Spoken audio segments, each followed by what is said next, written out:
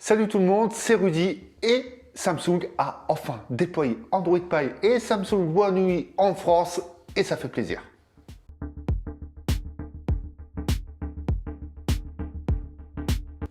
Et oui, ça y est, Samsung a déployé sa nouvelle surcouche pour Android pour ses smartphones Galaxy qui est donc One UI avec Android Pie.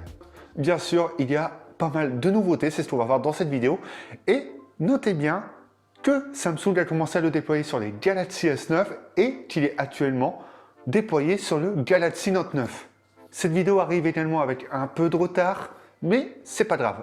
Tant qu'on voit ça ensemble, il n'y a pas de souci. Mais Samsung a tout simplement lancé le déploiement fin décembre, début janvier en France, donc le retard n'est pas si énorme que ça. Lors de l'annonce de One UI, j'étais pas mal hypé. Un design retravaillé, beaucoup plus simple, beaucoup plus épuré, encore plus que Samsung Experience. J'avais du mal avec celle-ci, mais je m'y suis fait et j'avais vraiment bien apprécié. Et je m'étais dit que One UI pourrait me convenir. Et après l'avoir essayé, j'admets que j'ai vraiment apprécié. J'admets qu'à première vue, c'est appelisé. C'est-à-dire que c'est un peu inspiré d'iOS. Mais la structure est totalement différente. J'aime bien cet aspect avec les angles arrondis, ce côté un peu bullé et surtout ce côté blanc ou noir qui rend l'interface beaucoup plus pure, plus simpliste et beaucoup plus naturelle. Vous l'aurez compris, la refonte, donc le design de l'UI, c'est totalement le plus gros changement, puisque Samsung souhaite que l'utilisateur puisse utiliser son smartphone avec un seul doigt. Tout est accessible avec le pouce, on n'a pas besoin d'aller chercher sur la hauteur avec la deuxième main, donc que le téléphone fasse 5,8 pouces, 6 pouces, 6,2, on s'en moque, tout est accessible. Lorsque vous allez aller dans la messagerie, dans les paramètres, etc., le premier message, le premier paramètre sera accessible avec le pouce. Vous n'aurez plus qu'à cliquer et vous n'aurez pas besoin d'aller chercher. Et ça, c'est l'un des gros points forts de celle-ci. Le tout petit bémol sur ce design, c'est les icônes d'applications propres à Samsung que je trouve légèrement enfantines. J'avais trouvé ça sur Alcatel, je retrouve ça chez Samsung. Ça s'inspire un peu des smartphones chinois. Bon ou pas, ça c'est propre à chacun. N'hésitez pas à me dire ce que vous en pensez dans les commentaires. Mais perso, je ne suis pas fan. On retrouve tous les paramètres, tout ce système de customisation que Samsung proposait déjà avant. Le visuel est totalement cohérent. Et surtout le regroupement. On aperçoit directement que tout est regroupé. Et ça permet à l'utilisateur d'avoir les paramètres les plus importants par exemple. Autre chose également, c'est l'utilisation, le scrolling. Le scrolling est fluide, mais il n'est pas très rapide. Samsung développe encore une fois ce scrolling un peu lent, permet de ne pas trop perdre de détails et de visuel. En plus de la customisation des notifications, je prends l'exemple des messages. Lorsque vous recevez un message, vous lisez la notification. Vous pouvez répondre déjà depuis un moment depuis cette notif. Mais maintenant, vous n'avez plus une simple réponse. Vous pouvez obtenir tout le fluide de conversation tant que vous n'avez pas supprimé cette notification. Le thème sombre est présent et super bien travaillé. Donc ça permettra déjà d'économiser un peu sur la batterie. En bref, que vous ayez l'interface blanche ou noire, dans les deux cas, c'est vraiment agréable visuellement. Samsung modifie également le Always On Display. Donc refonte design, encore une fois, mais surtout une petite action très sympa.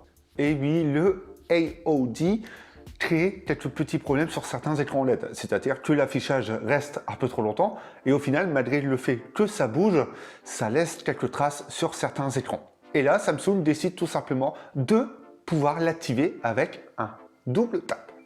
Plus besoin de le laisser constamment. Petite action très sympa, le lever pour déverrouiller. Reconnaissance faciale, étant par digital, boum, vous déverrouillez. Eh bien, Samsung l'utilise et pour la reconnaissance faciale, ça peut être une bonne chose. Surtout que celle-ci a été améliorée. Elle est un peu plus efficace, un peu plus rapide et surtout augmente la luminosité automatiquement si besoin pour pouvoir déverrouiller le smartphone. C'est une idée prise sur OnePlus et d'autres constructeurs qui ne possèdent pas de reconnaissance faciale 3D. Changement pour la photo, interface encore une fois. Et surtout, l'ajout sur les S9 de l'optimiseur de scène. Vous savez, c'est comme l'IA sur le Galaxy Note 9, et bien on le retrouve sur les S9, ce qui est une très bonne chose. Bixby Vision et AR Emoji se trouvent sur le haut de l'interface photo.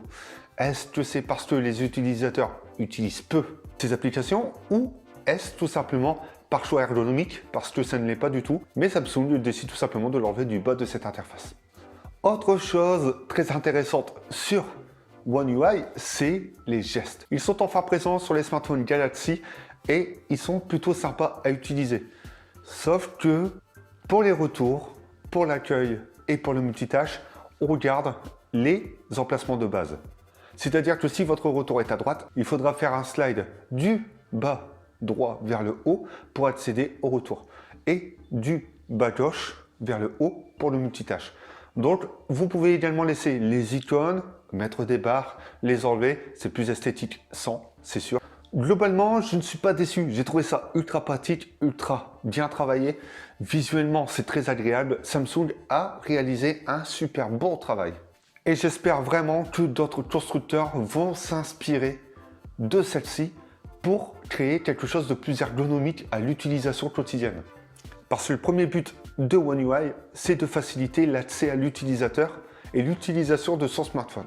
Bon, et bien ça y est, vous connaissez mon avis, ce que je pense de One UI sur les Samsung Galaxy, mais également d'Android Pie sur ces smartphones, parce que forcément One UI ne va pas sans Android Pie, et on a pu voir quelques améliorations également. Et n'hésitez pas, pour ceux qui l'ont reçu, de nous dire tout simplement ce que vous en pensez.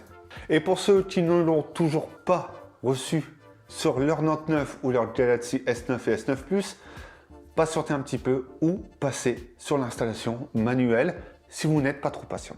N'hésitez pas à mettre un gros pouce bleu et à vous abonner à la chaîne si vous avez apprécié cette vidéo. Vous pouvez aller voir toutes les autres vidéos, tests, accessoires, tutos sur la chaîne Avimobile, mais également sur avimobile.fr. Et nous, on se retrouve bientôt pour une autre vidéo.